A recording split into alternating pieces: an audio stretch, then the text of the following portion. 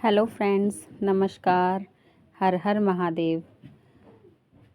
Friends, आज का जो हमारा टॉपिक है, इसमें हम उन चीज़ों को समझेंगे, जानेंगे जो कि हम अक्सर क्या कहते हैं कि जब कर्म मतलब कि पहले से अगर नियति ने कुछ डिसाइड किया हुआ है, यानी कि भगवान को जब मंजूर है कि ये इसको मिलना है, तो फिर हमारे कर्म करने से कोई फ़र्क नहीं पड़ता।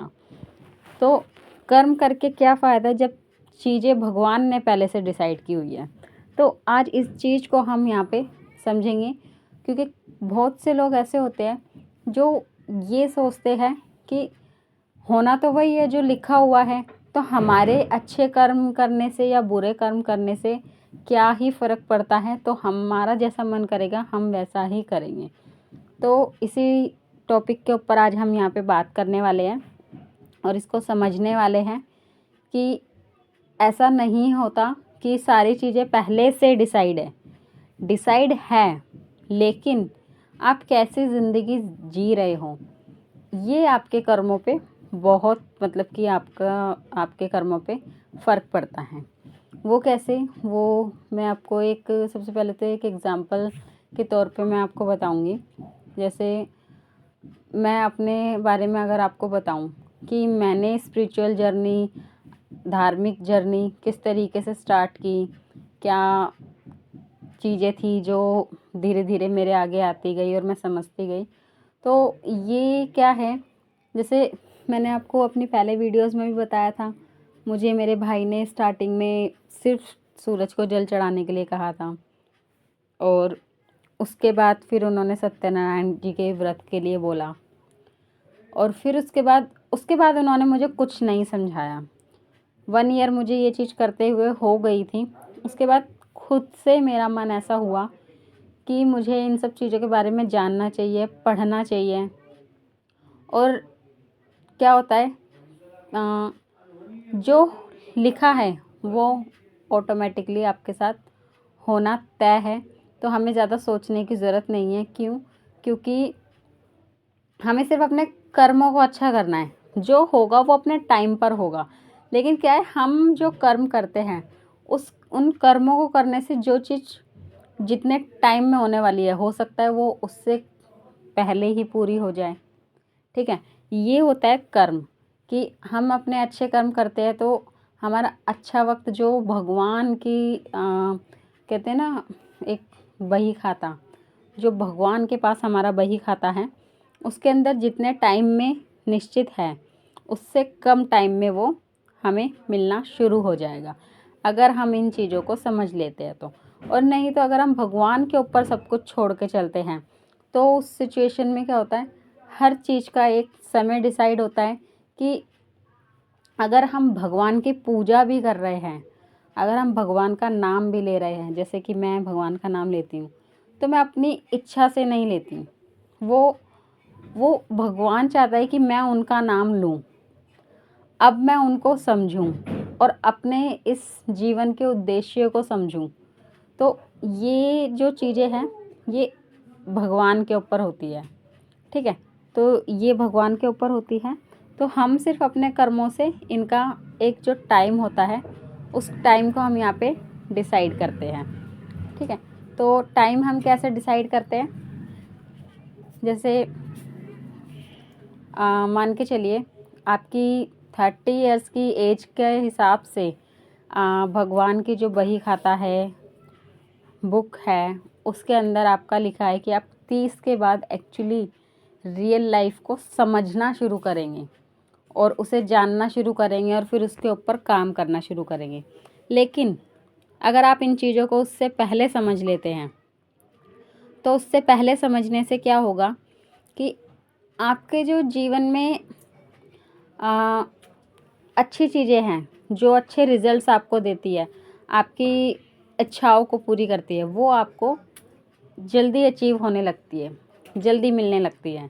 तो ये हमारी कुछ चीज़ें होती है जिसे हमें करना समझना बहुत ज़रूरी है। जी फ्रेंड्स, तो कुछ हद तक आपको समझ में आ रहा होगा जो जो भी मैं यहाँ पे मतलब कि जो मैं टॉपिक को यहाँ पे बताना चाहती हूँ। ठीक है। तो आगे इसके ऊपर हम और डीपली बात करते हैं।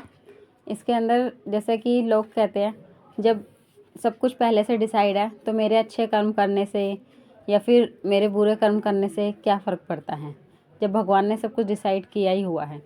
तो ऐसा नहीं होता।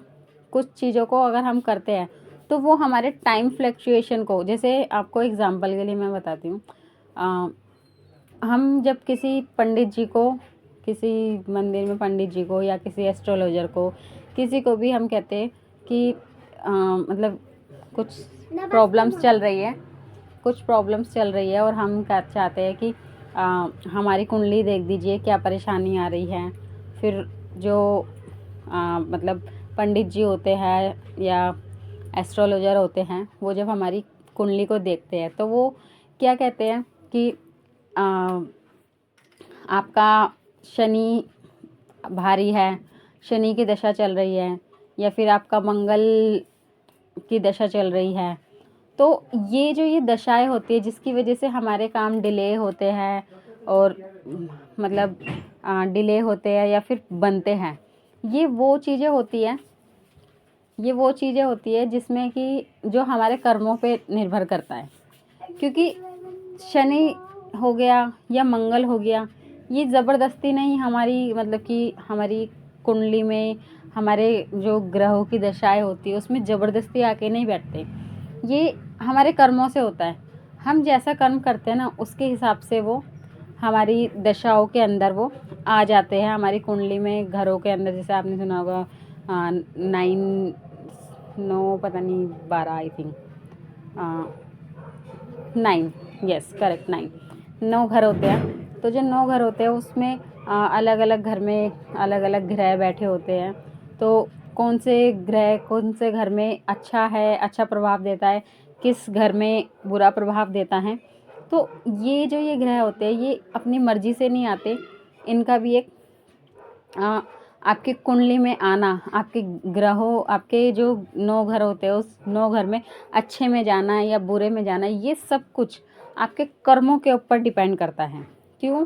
क्योंकि आपने जो मेरे पीछे की जितनी भी वीडियोज़ हैं उनके अंदर आपने सुना होगा, मैंने अक्सर ये कहा है कि अगर आप मैनिफेस्ट नहीं कर पा रहे अच्छी चीज़ें, मतलब कि किसी के लिए अच्छा नहीं कर पा रहे, ठीक है, तो सबसे पहले आपको एक फोकस करना है कि अगर कोई आपको कुछ कहता है, चाहे वो आपको कोई बुरी बात कहे, चाहे वो आपके साथ बुरा व्यवहार करे, आपके साथ मतलब जैसे मैंने आपको बताया था कि किसी तरीके के वो जैसे कहते हैं ना पीठ पीछे चुगली करने, फ्रंट में आपके लोग अच्छे हैं लेकिन आपके जाने के बाद वो आप ही की बुराई करते हैं। अगर कोई ऐसा करता है और आपको उसके बारे में मालूम है और आप जब ये सोचते हो कि नहीं मुझे तो अब इससे बदला लेना है, मुझे इसने मेरे साथ ऐसा क्यों किया, तो मैंने क्या कहा था, जस्ट स्टार्टिंग करो फॉरगिवनेस से।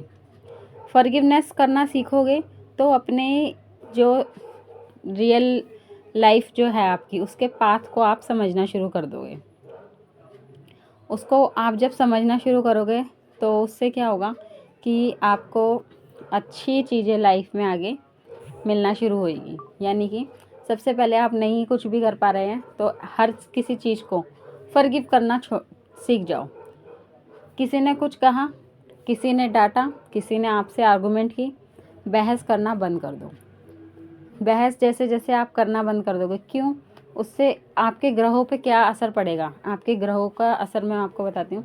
उससे आपके ग्रहों पे ये असर पड़ेगा, अगर कोई आपको सामने वाला किसी तरीके से मानसिक या वैसे किसी भी तरीके का टॉर्चर हो गया या फिर डिप्रेशन टाइप की कुछ बातें अगर बोल रहा है, तो आपने अगर उसे फॉरगिव किया है तो इससे आपका एक बेनिफिट ये हो गया कि जैसे आपका एक प्लस पॉइंट एक माइनस पॉइंट होता है, वो भगवान या फिर हम कहें यूनिवर्स की नज़रों में वो पॉइंट हमारा ना सेट हो जाता है किस चीज़ को लेके कि सामने वाले ने जो किया आपके साथ बुरा वो उसका कर्म है, लेकिन आपने अगर उसके साथ उसका बदला नहीं लिया तो ये आपका एक पॉजिटिव पॉइंट था कि आपने उसका कर्म भुगतने के लिए उसको छोड़ दिया, लेकिन अपने बही खाते में, अपने नोट में आपने उस बुरे कर्म को लिखने से बचा दिया है, जो कि आप उसे उसका आंसर रिवर्ट बैक करके देते। यानी कि अगर आपको किसी ने गाली की बात नहीं करेंगे, वो कुछ अलग ही लेवल हो गया, वो वहाँ तक ऐसे लोग पहुँच भी नहीं पाते हैं। इसके लिए मैं माफ़ी चाहूँगी।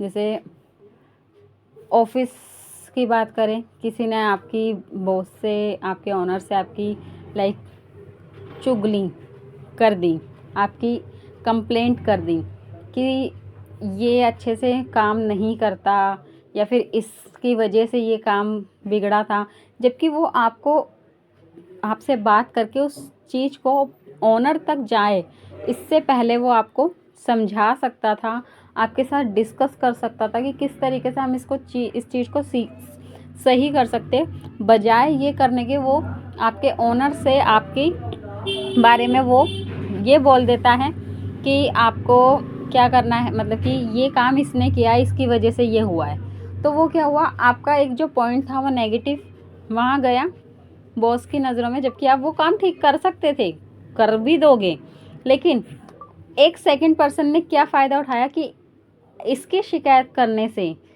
इसकी कंप्लेंट करने से मैं ओनर की गुड बुक्स में आ जाऊंगा। तो गुड बुक्स में आने से वो ओनर की तो गुड बुक्स में आ गया, लेकिन उसने अपना एक ऐसा कर्म उस यूनिवर्स की बुक में ऐड कर लिया है जो शायद एक अच्छा कर्म नहीं था। क्योंकि अगर आप किसी की, कहते ना, मदद नहीं कर सकते तो किसी के लिए परेशानी नहीं खड़ी करो। वो एक आपने लाइन सुनी होगी, एक म्यूज़िकल साउंड है, किस तरीके से मैं बताती हूँ आपको। कभी प्यासे को पानी पिलाया नहीं तो अमृत पिलाने से क्या फ़ायदा। ठीक है, एक तो ये हुआ। ठीक है, दूसरा किस तरीके से है, दूसरा ऐसे है, भला किसी का कर ना सको तो बुरा किसी का मत करना। पहले वाला मैंने थोड़ा सा बाय मिस्टेक गलत गाया। सेकंड जो मेरा पॉइंट था कहने का, वो सेकंड पॉइंट था, भला किसी का कर ना सको तो बुरा किसी का मत करना। ये लाइन है, ये वो उस चीज़ को दर्शाता है जिसमें कि आपको क्या करना है। अगर आप किसी के लिए भला नहीं कर सकते ना, तो बुरा मत करो। क्यों? क्योंकि जो उसके साथ होना है वो ऊपर वाला डिसाइड करेगा, बट आप उस चीज़ की कंप्लेंट करके आप अपने खाते में भगवान की जो बुक्स हैं उसके अंदर एक अपना बैड कर्मा क्यों क्रिएट कर रहे हो। तो वो जो आपका बैड कर्मा है, वो चलो वो सामने वाले ने क्रिएट कर लिया, वो अपने गुड बुक्स अपनी बही खाते के लिए किया, लेकिन उसने जो किया उससे किसी भी तरीके से बदला हमें नहीं लेना है। किसी भी तरीके से हमें उससे बदला नहीं लेना है। क्यों नहीं लेना है?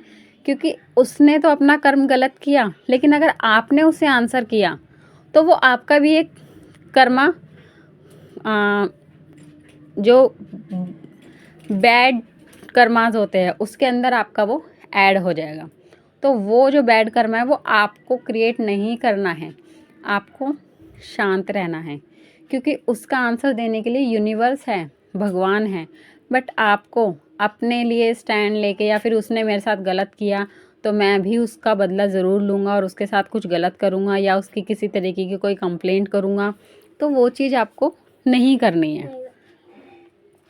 ठीक है फ्रेंड्स, तो वो चीज़ आपको नहीं करनी है। आई होप अब जो मैंने आपको समझाया उससे आपको मेरे जो ये टॉपिक है इसके बारे में आपको बहुत अच्छे से समझ आ गया होगा।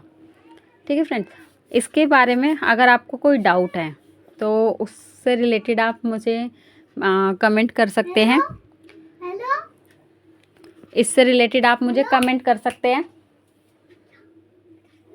और कुछ भी आपको मतलब कि पूछना हो या कोई न्यू टॉपिक के बारे में जानकारी चाहिए हो, कुछ समझना हो, तो आप मेरे इस चैनल पे कमेंट कर सकते हैं और मैं आपके लिए पूरी कोशिश करूँगी कि उससे रिलेटेड मैं आपके लिए वीडियो लेकर आ सकूँ और उसको उस चीज़ को एक्सप्लेन कर सकूँ। जी हाँ फ्रेंड्स, अभी ये मेरा ऑलमोस्ट जो मेरा टॉपिक था वो मेन मेरा टॉपिक कवर हो चुका है। आगे इसी तरीके के और वीडियोस के लिए और कुछ नया सीखने के लिए हम आगे वीडियोस को लाते रहेंगे। तो मेरे इस चैनल को आप लाइक, शेयर एंड सब्सक्राइब कीजिए ताकि मेरे और वीडियोस आपके सामने आते रहे।